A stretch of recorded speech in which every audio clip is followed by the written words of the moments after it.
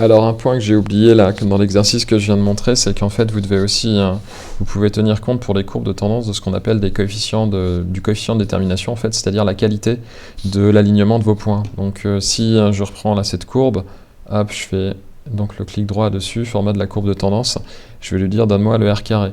Et là, qu'est-ce qu'il me dit? Il me dit que le R carré, il vaut 0,97,88. Plus il est proche de 1, ce R carré, et plus ça veut dire que les points sont vraiment très bien alignés.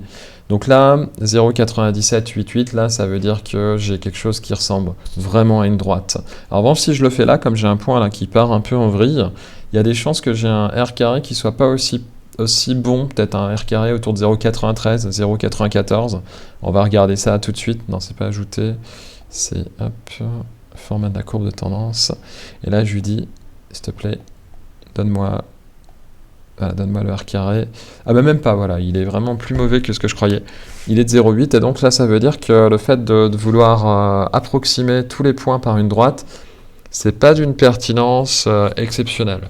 Donc voilà, bon, après on voit quand même que globalement il y a une évolution linéaire, mais là on peut avoir un petit peu plus de doute sur le fait de prendre une droite pour représenter ces points-là. Donc le R carré, encore une fois, plus il est proche de 1, plus vous avez des points qui sont alignés et plus vous avez tout intérêt à représenter l'évolution des données sous la forme d'une droite.